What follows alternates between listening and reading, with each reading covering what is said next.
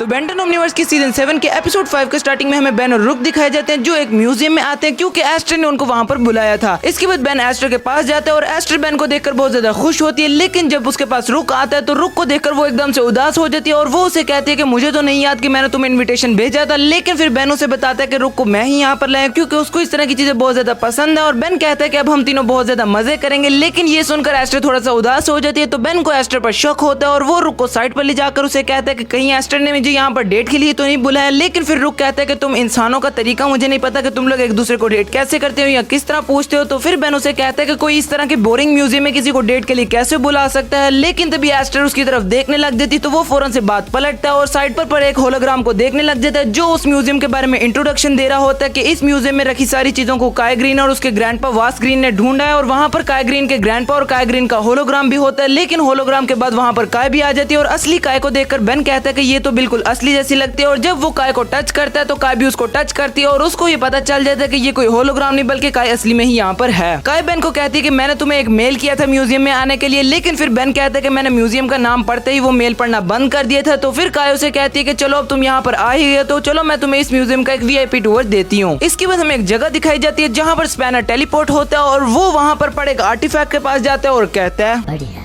ये अभी यही है। इसके बाद हमें काय दिखाई जाती है जो सभी लोगों को म्यूजियम में पड़ी चीजों के बारे में बता रही होती है और उन्हीं में से एक वो बॉल भी था। इसके बाद काय उन सभी को बताती है कि ये वो पहला आर्टिफैक्ट है जिसको मैंने और मेरे ग्रैंडपा ने एक साथ मिलकर ढूंढा था और वो उन सभी को बताती है कि ये एक 12,000 साल पुराना बॉल है और ये आर्टिफैक्ट मेरे लिए बहुत ज्यादा कीमती है। और वहाँ पर जिमी भी होता है और वो उस आर्टिफैक्ट को नजदीक से देख रहा होता है जिसको देखकर काय को उस पर गुस्सा आता है और वो उसे कहती है कि प्लीज अपनी नाक उस शीशे से हटा लो। इसके बाद काय उन सभी को आगे ले जाती है और उसी भीड़ में सबडोरा भी थी और सबडोरा को स्पैनर देख लेता है लेकिन वो उसको नहीं रोकता और वो कहता है सॉरी दोस्त, पर ये बहुत जरूरी है। इसके बाद हमें काय दिखाई जाती है जो उन लोगों को कुछ एलियंस के पुरानी चीजों के बारे में बता रही होती है और फिर ये देखकर बेन काय को कहते हैं कि मुझे लगा था कि एलियंस के पास सिर्फ नई चीजें होती है, पुरानी तो होती ही नहीं है। और फिर ये सुनकर काय उसे कहती है कि यही सब दिखाने के लिए तो ये म्यूजियम बनाया गया ताकि हम इन लोगों को बता सकें कि एलियंस और इंसानों में काफी सारी चीजें सिमिलर है। और बेन की ये बात सुनकर एस्टर को भी अजीब लगता है और वो उससे कहती है कि पता नहीं मैंने तुम्हें इस म्यूजियम में क्यों बुला लिया। और ये सारा कुछ साइड पे खड़ा स्पैनर भी सुन रहा होता है और वो कहता है कि बेन सच में इतना पागल है कि उसको कुछ भी समझ नहीं आता। इसके बाद हमें सबडोरा दिखाई जाती है जो उसी गोले के पास जाती है और वो अपने ग्लासेस की मदद से उस बॉल के इर्द गिर्द की सिक्योरिटी को चेक करती है और कहती है कि ये तो बहुत ज्यादा इजी है। और वो वहाँ पर जाती है और बहुत ही अच्छे तरीके से उस बॉल के इर्द गिर्द की सिक्योरिटी को पार करती है और उस बॉल को निकाल लेती है। लेकिन आखिर में ओवर एक्साइटिंग के चक्कर में उसका हाथ गलती से उन सिक्योरिटी लेजर्स को टच कर देता है जिसकी वजह से वहाँ पर अलार्म बज जाता है और काय को पता चल जाता है कि कोई उस आर्क को चुराने की कोशिश कर रहा है। तो वो बेन को कहती है कि कोई उस आर्क को चुराने की कोशिश कर रहा है, लेकिन बेन को समझ नहीं आता कि आखिर ये आर्क है क्या। तो वो उसे कहती है कि वो गोला, और फिर बेन को समझ आ जाता है और वो फौरन से उस गोले की तरफ भागते हैं। लेकिन जब उस जगह पर पहुंचते हैं तो वहाँ पर वो गोला नहीं होता। ये देखकर बेन फौरन से स्पैनर को कहता है कि सिक्योरिटी को कांटेक्ट करो और सभी एग्जिट बंद करा दो। काय को वो कहता है कि जाकर सभी एयर डक्ट्स को चेक करो ताकि कोई भी वहाँ से भाग ना पाए। और वो रुक को कहते हैं कि कमर कस लो, ये है हीरो टाइम। इसके बाद वो ओमनिट्रिक्स का यूज करते हैं और वाइल्ड वन में ट्रांसफॉर्म होकर अपनी पावर्स का यूज करते हैं और सबडोरा को देख लेते हैं और उसका पीछा करने लग जाता है। लेकिन बाकी किसी को नजर नहीं आ रहा होता तो काय एस्ट्रो को कहती है कि आखिर बेन किसका पीछा कर रहा है। इसके बाद बेन सबडोरा को पकड़ने के चक्कर में एक आर्टिफैक्ट को गिरा देता है लेकिन एस्ट्रो उसको बचा लेती है। इसके बाद बेन लास्ट में किसी तरह से कर सबडोरा को पकड़ लेता है, लेकिन जब वो उसको पकड़ता है तो उसके ओमनिट्रिक्स का टाइम आउट हो जाता है और सबडोरा उसको साइड पर फेंक देती है और वो उसे कहती है कि तुम जैसे चूजे को तो मैं आराम से हरा दूंगी। और तभी वहाँ पर जिमी आ जाता है। बेन जिमी को कहता है कि जल्दी से स्पैनर में बदलो और सबडोरा से वो गोला ले लो। लेकिन जैसा कि तुम सभी को पता है कि जिमी असल में स्पैनर नहीं है तो उसको बेन की कोई भी बात समझ नहीं आ रही होती है और तभी वहाँ पर असली का स्पैनर भी आ जाता है। ये देखकर बेन बहुत ज्यादा हैरान हो जाता है और फाइनली यहाँ पर रिवील हो जाता है कि जिमी और स्पैनर दोनों अलग अलग पर्सनैलिटीज हैं। और ये देखकर बेन भी बहुत ज्यादा हैरान होता है और फिर जिमी बेन की मदद करता है और सबडोरा को हरा देता है और उससे वो आर्क ले लेता है। और जब काय और एस्टर वहाँ पर पहुंचते हैं तो काय देखते हैं कि वो गोला बेन के हाथ में, तो वो समझती है कि इस गोले को बेन ने बचाया और वो जाकर बेन को गले लगा लेते हैं और बेन का शुक्रिया अदा करती है। लेकिन ये सारी चीजें एस्टर को अच्छी नहीं लगती और जब बेन ये देखता है कि एस्टर को बुरा लग रहा है तो वो काय से फौरन से दूर हो जाता है और वो एस्टर को बताता है कि इस गोले को स्पैनर ने ढूंढा, ये तुम्हारे शुक्रिया का असली हकदार है। और जब काय को पता चलता है कि ये सारा कुछ स्पैनर ने किया तो वो स्पैनर को भी गले लगाती है और उसको भी शुक्रिया करती है। इसके बाद हमें एक्सोस्कल दिखाया जाता है जो बैठा गेम खेल रहा होता है और तभी वहाँ पर सबडोरा आ जाती है। सबडोरा उसको सारी बात बताती है कि मैंने वो गोला चुरा भी लिया था, लेकिन फिर वहाँ पर बेन टेनिसन आ गया और उसने मेरे से वो गोला ले लिया और मैं खाली हाथ यहाँ पर आ गई। इसके बाद एक्सोस्कल सबडोरा को कहता है कि अब तो मेरी बात मान लो कि हम उस म्यूजियम पर हमला करेंगे और पूरे म्यूजियम को डिस्ट्रॉय कर वो गोला लेकर वहाँ से आराम से निकल जाएंगे। लेकिन सबडोरा उसकी बात नहीं मानते और वो कहते हैं कि हम बड़े आराम से प्यार से चुपके से वो गोला लेंगे और बगैर किसी को बताए बगैर म्यूजियम को डिस्ट्रॉय किए वहाँ से निकल जाएंगे। और इसी बात पर उन दोनों की बहस होने लग जाती है।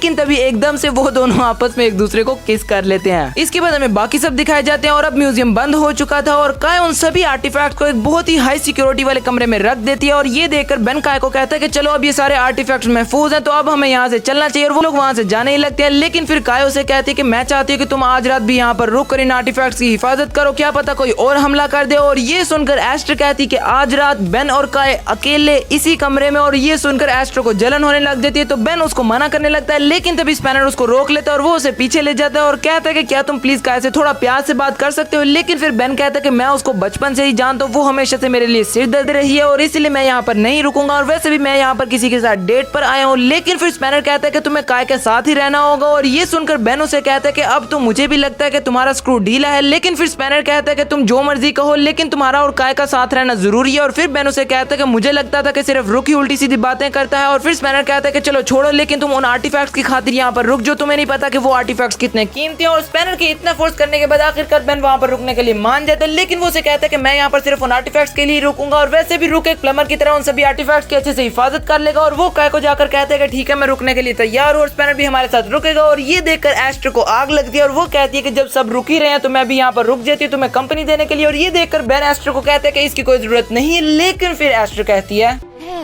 इसकी जरूरत है। और ये सुनकर बेन और काय दोनों को भी अजीब लगता है। इसके बाद काय वहाँ पर सारे सिक्योरिटी सिस्टम को एक्टिवेट कर रही होती है और एस्टर जान के बेन के साथ ज्यादा चिपकती है ताकि ये देखकर काय को आग लगे। लेकिन काय अपने जज्बातों को कंट्रोल करती है और वो कुछ भी नहीं करती। ये देखकर स्पैनर को बहुत ज्यादा अजीब लगता है और वो कहता है कि ऐसा नहीं होना चाहिए, मुझे कुछ करना होगा। इसके बाद वहाँ पर रुक आता है और वो कुछ स्नैक्स भी लाया होता है अपने साथ क्योंकि ऑब्वियसली उनको पूरी रात यहाँ पर रहना था। लेकिन वो स्नैक्स बेन को पसंद नहीं आते और वो रुक से कहते हैं कि तुम्हें कुछ और खाने के लिए नहीं मिला। और तभी स्पैनर उनमें से एक स्नैक निकालता है जो फ्यूचर में बेन और काय का फेवरेट है और वो उन दोनों को कहता है कि चलो हम ये खाते हैं। लेकिन बेन को इस एज में ये पसंद नहीं है और वो कहता है कि ये मुझे पसंद नहीं है। तो फिर स्पैनर से कहता है कि ये तो तुम दोनों को बहुत पसंद है, ये तुम दोनों साथ साथ खाते हो। और ये सुनकर बेन और काय दोनों को अजीब लगता है। लेकिन इस दफा बेन स्पैनर को रोकता नहीं है बल्कि किसी तरह से इस बात को टाल देता है। इसके बाद बेन उन्हीं में से एक चीज बॉल का पैकेट निकालता है और उसको वहाँ पर ही खोलने लगता है। लेकिन फिर काय उसे कहती है कि तुम इस चीज बॉल के पैकेट को यहाँ पर मत खोलो, इनकी धूल इन सभी आर्टिफैक्ट्स पर पड़ जाएगी। और फिर बेन थोड़ा दूर जाकर उसको खोलने लगता है और सबडोरा भी वहाँ पर उस गोले को चुराने के लिए आई होती है और वो इनविजिबल होकर उस गोले को चुरा भी लेती है। लेकिन जैसे ही बेन उस चीज बॉल के पैकेट को खोलता है तो उसका सारा चीज सबडोरा के ऊपर लग जाता है और वो इनविजिबल होते हुए भी सबको दिख रही होती है। और ये देखकर सबडोरा फौरन से जो गेट खुला होता है वहाँ से निकलने लगती है। लेकिन तभी रुक अपने प्रोटोटूल की रस्सी फेंकता है और सबडोरा के पीछे चला जाता है और रुक की टांग पकड़कर एस्टर भी उसके साथ चली जाती है। लेकिन जब स्पैनर, बेन और काय जाने लगते हैं तो स्पैनर तो उस दरवाजे से निकल जाता है लेकिन काय और बेन उस जगह पर अकेले ही रह जाते हैं। ये देखकर स्पैनर तो बहुत ज्यादा खुश होता है लेकिन वही एस्टर के अंदर आग लग रही होती है। वो ये सुनकर बहुत ज्यादा हैरान होती है कि बेन और काय अकेले एक ही कमरे में, वो भी रात को। इसके बाद वो सभी सबडोरा के पीछे चले जाते हैं और दूसरी तरफ बेन और काय उस कमरे में फंसे होते हैं। तो बेन ओमनीट्रिक्स का यूज कर ह्यूमंगरसौर में ट्रांसफॉर्म होने लगता है लेकिन उसको वॉल कट आउट मिल जाता है। इसके बाद हमें रुक और बाकी सब दिखाए जाते हैं जो सबडोरा का पीछा कर रहे होते हैं। वो उसको बहुत पकड़ने की कोशिश करते हैं लेकिन वो उसको नहीं पकड़ पाते और बेन वहाँ पर उदास बैठा होता है और वो उसे कहता है कि ये दरवाजा खोलो। लेकिन काय कहती है कि ये दरवाजा सिर्फ बाहर से खुल सकता है और वो एक रस्सी को पकड़ती है और बेन का डायलॉग मारते हुए ये है हीरो टाइम बोलते हुए एक एयर डक्ट के पास पहुंच जाती है और जाकर उसको खोल लेती है। और वो बेन से कहती है कि तुम आ रहे हो या फिर सारी रात यहाँ पर ही बैठे रहने का इरादा है। इसके बाद हमें वापस से रुक और बाकी सब दिखाए जाते हैं जो सबडोरा का पीछे कर रहे होते हैं और लास्ट में किसी तरह से वो सबडोरा से वो बॉल ले लेते हैं और सबडोरा बगैर उस बॉल को लिए ही वहाँ से चली जाती है। इसके बाद हमें सबडोरा दिखाई जाती है जो वापस से एक्सोसेल के पास जाती है और वो वहाँ पर जाकर उसको फिर से सारी स्टोरी बताती है कि ऐसे ऐसे मैंने उस आर को चोरी कर लिया। लेकिन फिर बेन वहाँ पर आ गया और उसने मुझसे वो गेंद एक बार फिर से ले लिया। और ये सुनकर एक्सोस्केल सबडोरा के पास आता है और वो उसे कहते हैं कि मैं तुम्हारी बात हमेशा मानता हूँ और हर काम में तुम्हारे साथ रहता हूँ, लेकिन अब इस मिशन को हम मेरे तरीके से करेंगे। और सबडोरा भी उसकी बात मान लेती है। इसके बाद हमें रुक और बाकी सब दिखाए जाते हैं और एस्टर को अच्छा नहीं लग रहा होता और वो कहती है कि पता नहीं ये रात कब खत्म होगी। और फिर स्पैनर कहता है कि खैर कोई नहीं, हमने उस आर को चोरी होने से बचा लिया और मैंने बेन की लव लाइफ भी सेट कर दी। और ये सुनकर रुक बहुत ज्यादा हैरान होता है और वो स्पैनर से कहते हैं कि मुझे नहीं लगा था कि बेन की कभी ऐसे लाइफ सेट हो भी पाएगी। और फिर स्पैनर कहते हैं कि तुम यकीन मानो बेन और काय एक परफेक्ट कपल है, लेकिन उनको इस चीज का अंदाजा नहीं है। और तभी उनको ऊपर से एसी डक्ट में से काय और बेन के लड़ने की आवाजें आ रही होती है जो एक दूसरे से लड़ रहे होते हैं कि मेन हॉल इस तरफ है, मेन हॉल इस तरफ है। और तभी वो दोनों एक जगह से गिर जाते हैं और बेन सही था कि मेन हॉल इसी तरफ है, लेकिन काय अपनी गलती नहीं मानती और कहती कि मैं दूसरे मेन हॉल की बात कर रही थी। लेकिन बेन कहता है कि दो मेन हॉल कैसे हो सकते हैं और वो दोनों इसी बात पर आपस में झगड़ रहे होते हैं कि तभी उनके पास स्पैनर आते हैं जो उनको चुप कराता है। लेकिन फिर वो दोनों चुप नहीं करते और स्पैनर कहता है कि तुम दोनों को पता है ना कि तुम लोग फ्यूचर में साथ रहोगे। लेकिन फिर बेन कहते हैं कि मैं इसके साथ कैसे रह सकता हूँ। और तभी यहाँ पर स्पैनर रिवील करता है कि वो फ्यूचर से आए, यानी कि उसने फ्यूचर देखा और वो सच बोल रहा है कि फ्यूचर में काय और बेन साथ रहेंगे। और ये सुनकर एस्टर को बहुत ही ज्यादा अजीब लगता है और ये देखकर बेन स्पैनर को फौरन से कहता है कि प्लीज अपने वर्ड्स वापस ले लो, कुछ भी कह दो। लेकिन प्लीज कह दो कि ये झूठ है। और वो सभी आपस में इसी बात पर झगड़ने लग जाते हैं कि तभी रुक उनको चुप कराते हैं और कहते हैं कि कोई आवाज आ रही है। और तभी वहाँ पर एक बहुत बड़ा धमाका होता है और सबडोरा और एक्सोस्केल वहाँ पर आ जाते हैं। एक्सोस्केल उन्हें कहते हैं कि वो चमकता हुआ गोला मुझे दे दो। और ये सुनकर काइको उस पर बहुत ज्यादा गुस्सा आता है और वो उसे कहती है कि क्या तुम्हारे लिए सिर्फ एक चमकता गोला है। तो बेन काइको रोकता है और कहता है कि इसके साथ मुझे बहस करने दो। और वो अपने ट्रिक्स का यूज करते हैं और शॉक स्कॉच में ट्रांसफॉर्म हो जाता है। इसके बाद एक्सोस्केल बेन पर हमला करता है और वो सभी एक्सोस्केल से लड़ने लग जाते हैं। लेकिन एक्सोस्केल बेन के ऊपर पत्थर फेंककर काय से वो गोला लेने के लिए चला जाता है। लेकिन फिर वो सभी वो गोला एक दूसरे की तरफ फेंकने लग जाते हैं और इसी बीच में सबडोरा इनविजिबल होकर वो गोला उनसे ले लेती है। इसके बाद बेन उन पत्थरों में से निकलकर वापस से नॉर्मल होता है और ग्रेविटैक में ट्रांसफॉर्म होकर एक्सोस्केल को अपनी ग्रेविटी की पावर की मदद से जमीन के साथ ही लगा देता है। लेकिन वो उसके ब्लास्टर को नहीं रोक पाता। ये देखकर काय एस्ट्रो को अपने साथ ले जाती है और कुछ आर्टिफैक्ट्स को जोड़ती है और एक छड़ी बना लेती है। दूसरी तरफ सबडोरा उस बॉल को उनके बॉस के बताए हुए तरीके के मुताबिक ओपन करती है और वो बॉल ओपन भी हो जाता है और वो उसमें से वो चीज निकाल लेती है जो उसको चाहिए थी। इसके बाद वो एक्सोस्केल को भी बता देती कि हमें वो मिल चुका जो हमें चाहिए था। लेकिन एक्सोस्केल अपने ब्लास्टर की मदद से बेन को उड़ाने लगा था। लेकिन तभी बीच में काय और एस्टर आ जाते हैं और वो उस छड़ी की मदद से एक्सोस्केल के ब्लास्ट को रोक लेते हैं। लेकिन उसकी वजह से वहाँ पर एक बहुत बड़ा धमाका हो जाता है। इसके बाद बेन काय से पूछते हैं कि आखिर ये क्या है। तो काय उसे बताती है कि बस मैंने कुछ आर्टिफैक्ट्स को जोड़कर ये छड़ी बना ली। और फिर वो सभी एक्सोस्केल और सबडोरा को पकड़ने के लिए बाहर जाते हैं। लेकिन उतनी देर में वो दोनों अपने शिप में बैठते हैं और वहाँ से चले जाते हैं। और उस शिप को देखकर रुक कहता है कि ये बहुत ही ज्यादा फास्ट शिप है, हम इसको नहीं पकड़ पाएंगे। ये देखकर काय को बहुत ज्यादा दुख होता है और वो बहुत ज्यादा उदास हो जाती है, यहाँ तक कि वो रोने भी लग जाती है क्योंकि उसका फेवरेट आर्टिफैक्ट कोई चुरा कर ले गया था जिसका उसको बहुत ज्यादा दुख था। और ये सारा कुछ बेन भी देख रहा था। तो वो काय को कहता है कि तुम फिक्र मत करो, ग्रैंडपा मैक्स इस गैलेक्सी के सभी प्लम्बर्स को उनकी तलाश में लगा देंगे। लेकिन काय उसकी बात नहीं मानती और कहती है कि वो लोग इस यूनिवर्स में कहीं पर भी हो सकते हैं, वो गोला अब नहीं मिलेगा। और वो इस बात को लेकर बहुत ज्यादा उदास थी और बेन को भी इस चीज का बहुत ज्यादा दुख था कि वो उस गोले को नहीं बचा पाया। इसके बाद हमें स्पैनर दिखाया जाता है जिसने उस गोले को एक जगह पर छुपाया हुआ था और वो उस गोले को निकालता है और वो कहता है आई एम सॉरी गाइस,